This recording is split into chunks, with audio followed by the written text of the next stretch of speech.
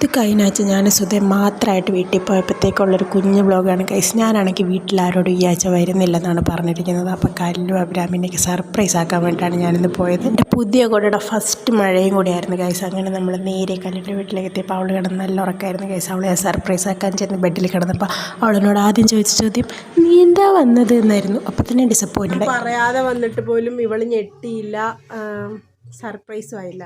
നീ ഞെട്ടില്ല. പിന്നെ നേരെ ഞാൻ അബിയുടെ അടുത്തേക്ക് പോയത്, പക്ഷേ അവൾ ശരിക്കും സർപ്രൈസ് ആയി ഗൈസ്. ഞാനിപ്പോൾ എന്നൊക്കെ ചോദിച്ചു. പിന്നെ ഞാൻ നേരെ അമ്മേനെ ഞെട്ടിക്കാൻ പോയപ്പോഴത്തേക്കും അമ്മ നേരെ എൻ്റെ ഓപ്പോസിറ്റ് നടന്നു അമ്മ എന്നെ ഞെട്ടിച്ചു. പിന്നെ അമ്മയുടെ ദത്തുപുത്രിയും കൂടെ നടന്ന് എൻ്റെ കുറ്റം പറിച്ചില്ലായിരുന്നു. ഞാൻ സർപ്രൈസ് തരാമെന്ന് ചമ്മേൻ്റെ പേരിലായി പിന്നെ അപമാനപ്പെടുത്തി. നമ്മളിതൊന്നും തളർത്തൂല്ല. ഞാനതുകൊണ്ട് അവിടെ നിൻ്റെ നാടിൻ്റെ സൗന്ദര്യം ഒന്ന് കൂടി ആസ്വദിച്ചു. പിന്നെ നമ്മൾ നേരെ വീട്ടിലേക്ക് പോയപ്പോൾ മുറ്റത്ത് തന്നെ തക്കുട് നിൽപ്പുണ്ടായിരുന്നു. അപ്പോൾ അവനുമായിട്ട് കുറച്ച് നേരമൊക്കെ നിന്ന് കളിച്ചിട്ട് ചോറും കഴിച്ചു. അപ്പോൾ അത്രേ ഉള്ളൂ. ബൈ.